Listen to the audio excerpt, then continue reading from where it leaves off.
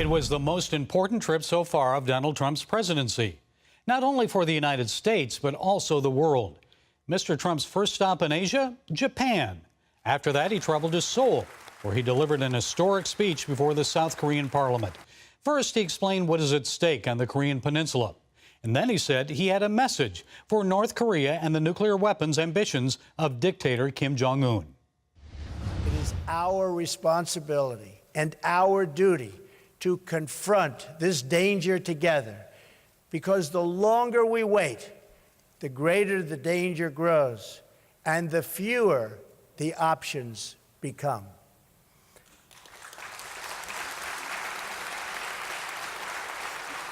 And to those nations that choose to ignore this threat, or worse still, to enable it, the weight of this crisis is on your conscience.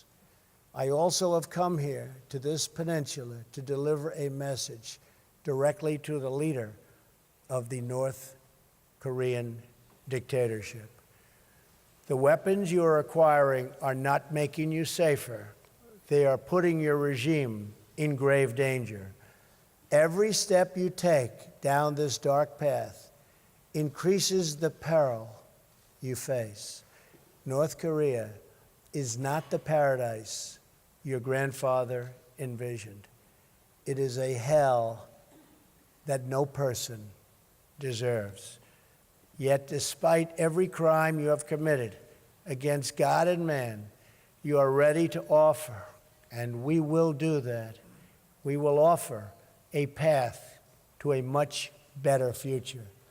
It begins with an end to the aggression of your regime, a stop to your development of ballistic missiles, and complete, verifiable, and total denuclearization.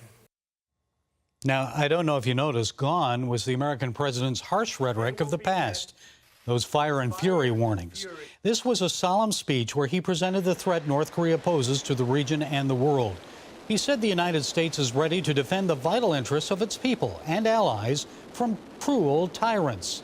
But he was also positive and talked about the kind of Korean peninsula that America and its friends envision. Together we dream of a Korea that is free, a peninsula that is safe, and families that are reunited once again. We dream of highways connecting north and south, of cousins embracing cousins, and this nuclear nightmare replaced with the beautiful promise of peace.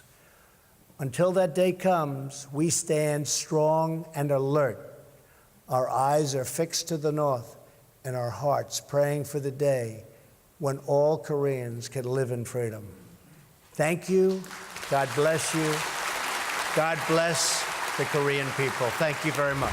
From South Korea, the president traveled to Beijing, where he visited the Forbidden City and met with Chinese President Xi.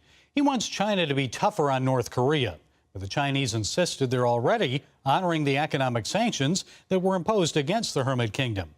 As for trade relations, last year during the presidential campaign, Mr. Trump said the Chinese were cheating on trade and placing Americans at a disadvantage. He toned it down a bit in Beijing.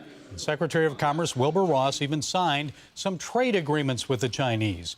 Ross said addressing the imbalance in trade has been the central focus of talks with China. U.S. and China signed trade agreements totaling $9 billion, affecting energy, transportation, and agricultural industries.